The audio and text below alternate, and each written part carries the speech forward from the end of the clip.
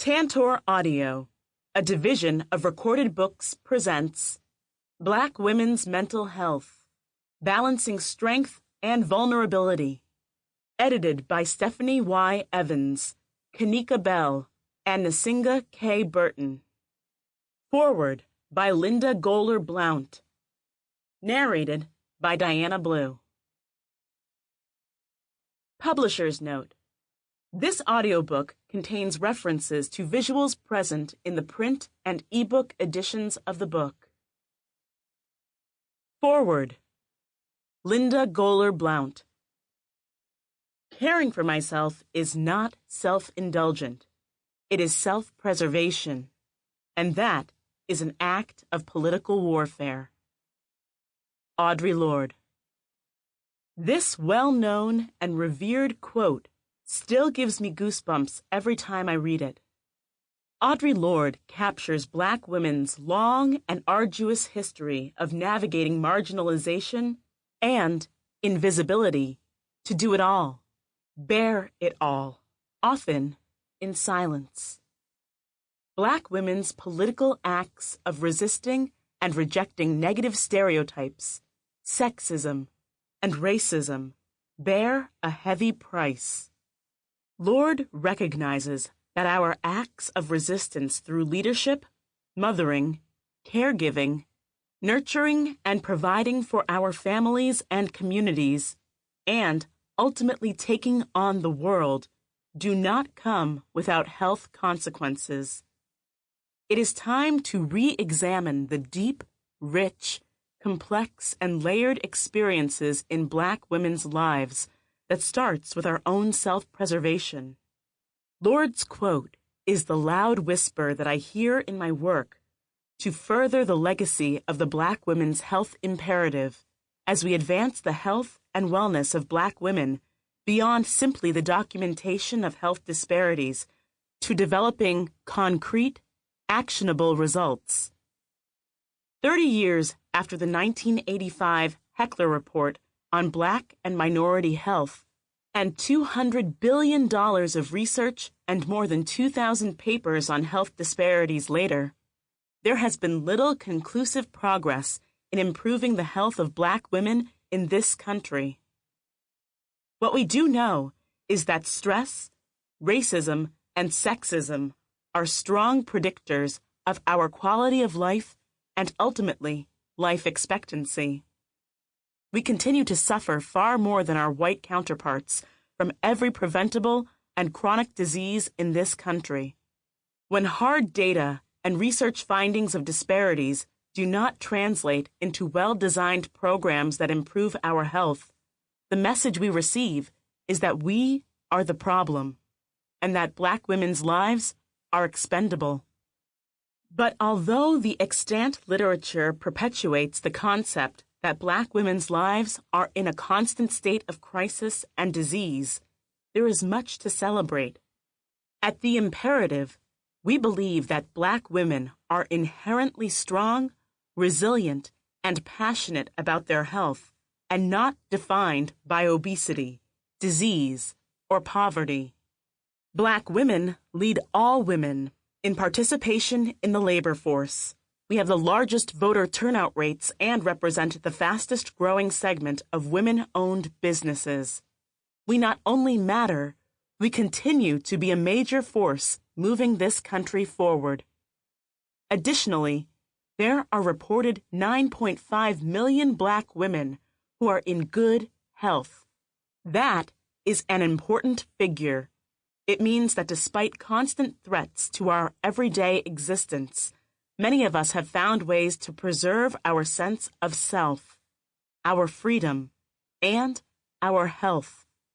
Our goal at The Imperative is to translate existing research about what works for Black women and to share stories of success in ways that create a roadmap of achievable and accessible goals for Black women on their journey to optimal health. Our primary mission is to increase the number of healthy Black women in this country from 9.5 million to 12.5 million by the year 2020. At The Imperative, This work of self-preservation by Black women begins with the creation of safe spaces where we can challenge and reject the social structures that assault and threaten our existence and our ability to be seen. It starts by reframing conversations that usually begin with Black women as the problem, and instead celebrate and normalize our rich lives, our value, and our worth. This book, Black Women's Mental Health, Balancing Strength and Vulnerability, is an important piece of that empowering process. It weaves the influential work of Black female scholars in the field of mental health together with personal narratives to advance the conversation about how Black women can resist conventional thinking in order to strengthen and protect our mental health. Disrupting assumptions of Black women's emotional, spiritual, and psychological landscapes by rejecting stereotypes that reduce us to either the strong Black woman or the angry victim. This book explores the vast nuances that lie between those constructed images. By unveiling personal stories we have long kept to ourselves and using both qualitative and quantitative data, this book provides a unique opportunity to advance research on Black women's mental health by not just focusing on our vulnerabilities, but also our strengths. Part 1 offers chapters such as When the Bow Breaks, The Strong Black Woman, and the Embodiment of Stress, and Representations of Black Women's Mental Illness in HTG AWM, and Being Mary Jane. This section helps us all reevaluate our relationships with the strong Black woman and the superwoman, myths that are known for an unprecedented and unrealistic level of perseverance and endurance. We are allowed to have deep conversations with the strong Black woman we all grapple with, recognizing her historical value and sacrifice to move us forward, while also exploring ways in which we can love her, nurture her, and put her to rest.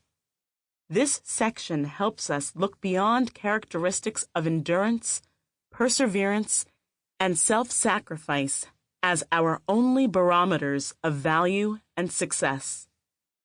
Part 2 and Part 3 of the book identify some of the diverse experiences and narratives of Black women to achieve mind, body, and spirit wellness.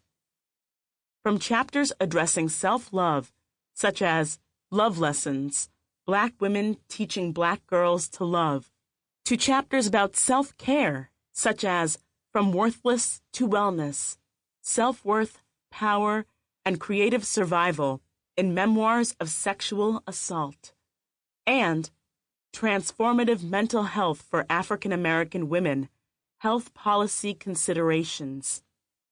These sections unearth multifaceted approaches to re-examining and expanding our sources of strength.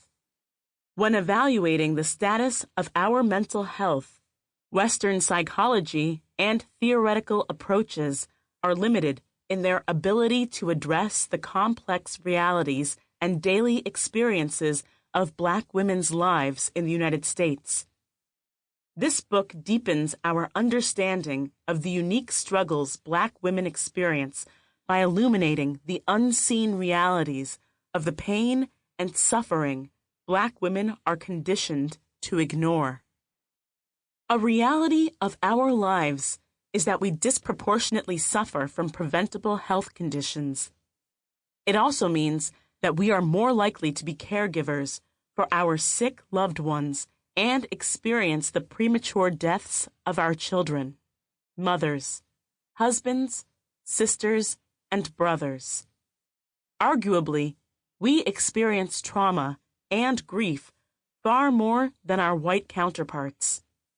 The daily reality of sexism and racism can be enough to make anyone come unglued.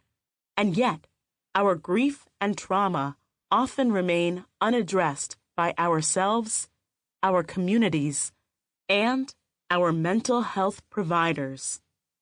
The life challenges that we face on a daily basis can become a torrent of stress that ages or weathers us prematurely. On average, our cortisol levels are higher than those of white women, triggering our body's inflammatory response. The ongoing stressors that we manage over time have been linked to many poor health outcomes, such as obesity, heart disease, and infant mortality, just to name a few. The idea that Black don't crack is losing its long-standing credibility. While we may fake it till we make it, by the time we're 60, our bodies have aged 5 to 7 years faster than those of our white counterparts. The inconvenient truth is that we can no longer take passive approaches to meeting our mental health needs. The heart of this book addresses what it means to find peace and sovereignty as a Black woman. It introduces a nuanced and much-needed expanded holistic view of our lived realities by examining our social, emotional, political, physical, spiritual, and financial health in order to fully consider and strengthen our overall well-being. We know that Black women are often underdiagnosed and misdiagnosed within our mental health system, and remain at an increased risk for mental health problems and psychological distress. We are challenged by the myths that what doesn't kill us makes us stronger. There is nothing we can't handle. Therapy is only for the rich and those who have time. Or that we can pray it away. Additionally, Black women who do seek therapy often struggle with limited insurance coverage or a shortage of culturally acceptable and appropriate services that meet our unique needs. Delving into hundreds of interviews and primary data sets, this book places the experiences of Black women, both our failures and our triumphs, at the center of our quest for answers. We are allowed to explore and find value and healing in our own lived experiences. In this book, we become the experts and provide solutions to our own problems. And in that vein, this book speaks not only to Black women, but also educates a broader audience of policymakers and therapists about the complex and multi-layered realities that we must navigate and the protests we must mount on our journey to find inner peace and optimal health. Ultimately, Black women's discoveries of unique paths to wellness require profound courage, strength, and vulnerability. As Audre Lorde might agree, those paths are a vital step toward self-preservation that is, at heart, an act of resistance and a radically political act. Introduction. Learning to breathe. Toward a balanced model of Black women's wellness. Stephanie Y. Evans, Kanika Bell, and Nsinga K. Burton. All through God's universe, we see eternal harmony and symmetry as the unvarying result of the equilibrium of opposing forces. Anna Julia Cooper. In the late 19th century, Dr. Anna Julia Cooper chronicled Black women's status in American society. The colored woman of today occupies, one may say, a unique position in this country.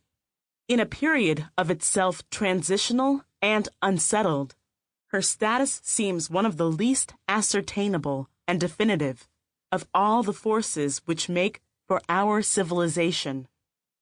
She is confronted by both a woman question and a race problem, and is as yet an unknown or unacknowledged factor in both. Like her contemporary, scholar-activist W.E.B. Du Bois, Cooper acknowledged a peculiar mental state which Du Bois dubbed double consciousness, the sense of viewing oneself through dual lenses of black and white. However, black women's self-consciousness is beyond double because it is constructed at the intersection of the woman question and the race problem. In addition to other characteristics of identity, such as class, ethnicity, religion, and sexuality, along with the experiences as a result of her historic position within the United States, black women's healthy identity formation is indeed complex. Since Cooper's time, black women have certainly moved beyond the status of unknown or unacknowledged, yet much more work must be done to expand the impact of black women's voices in our own lives. Black women have continued to write about this unique position into the 20th and 21st centuries, and this collection is a continuation of that discussion. Authors in this edited volume seek to provide pathways to improve black women's mental health by acknowledging the many positions we hold that contribute to our need for balance, particularly to balance the opposing forces of strength and vulnerability. This collection is mainly written by and about those who self-define as black women. As with the 13 guiding principles defined by the Black Lives Matter Founding Manifesto, we unapologetically recognize black women's issues broadly to include diversity, queer and transgender affirmation, families and communities, intergenerational and global perspectives, and an unwavering commitment to restorative justice. Balancing strength and vulnerability. Black women's mental health, balancing strength and vulnerability, offers a toolkit of resources for conceiving black women's self-consciousness, self-concept, and self-definition in ways that defy fragmented caricatures of fear, anxiety, inadequacy on one hand, or, at the other extreme, the strong black woman myth, as coined by Shaniqua Walker Barnes. Unhealthy images are presented, represented, and internalized and inadequate models are developed and reflected in history and education, media and culture, policy, and politics. As shown in several chapters, culturally appropriate counseling requires using culturally appropriate models of mental health. The chapters presented here each represent a step toward improving black women's development of self-concept, enhancing practitioner professional development, and shifting health policies to reduce disparities in quality and quantity of mental health service. These improvements must be fueled by updated research that presents approaches and solutions grounded in an interdisciplinary understanding of black women's lives. Though black women in the United States are not a monolith, two controlling narratives have emerged: the strong black woman as superhuman and the angry black woman victim. Each of these images contains seeds of truth. Black women are strong. We have had to be strong to bear hundreds of years of enslavement and produce literally generations of workers, thinkers, artists, and freedom fighters, despite evolving oppression. Black women also are angry victims. There is much in the world to be angry about, given the human and civil rights violations we are subjected to. We have been victimized, and we are as vulnerable as any other living being, fragile and finite. Indeed, as intimated by Ruth King, rage is a necessary part of our healing in the quest for inner peace. Black women's mental health creates a framework to positively impact Black women's mental health and wellness.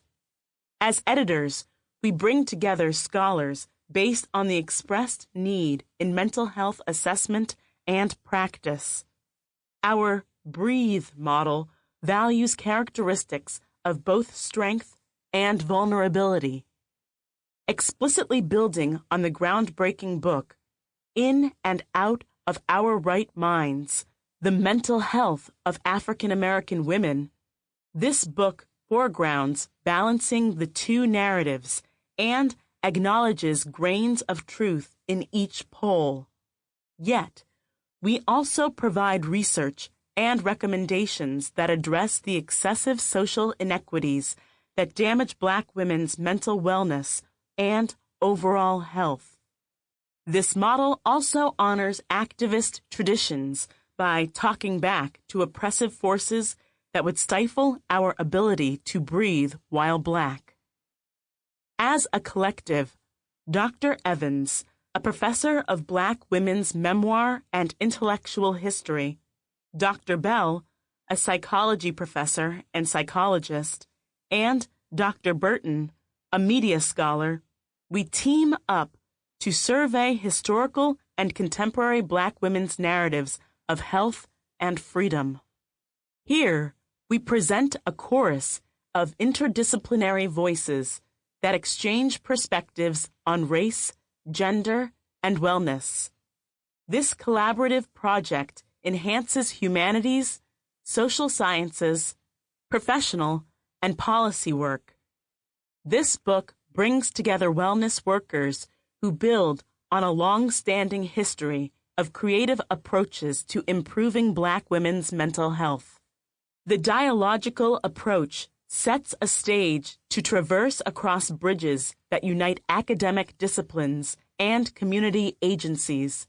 Thus, the Breathe model created by the editors and the chapters that invoke the model emerge from a broad range of experience, practice, research, and dialogue among and between sisters. Learning how to breathe toward a model for Black women's mental health. Since the critically acclaimed novel by Terry McMillan and the adapted screenplay, the notion of waiting to exhale has been synonymous with African American women's quest for inner peace and happiness.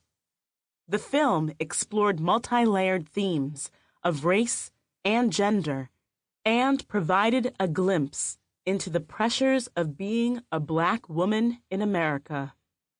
In one part of the film, Savannah, played by the late, great Whitney Houston, talks about how long she yearned to feel the arms of a man around her, creating a feeling of safety and security and love.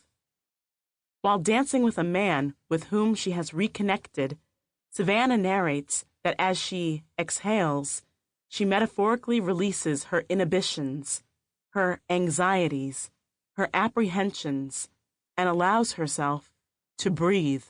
Though this movie was primarily geared toward exposing the difficulties of romantic relationships involving cisgender Black women, the movie, and particularly that moment, was a powerful representation of Black women's health.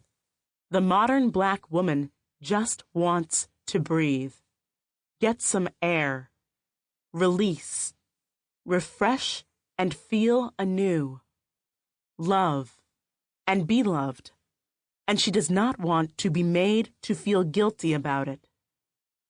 As multifaceted and complex as the characters were in McMillan's work, their desires were quite simple. They wanted more time to enjoy life.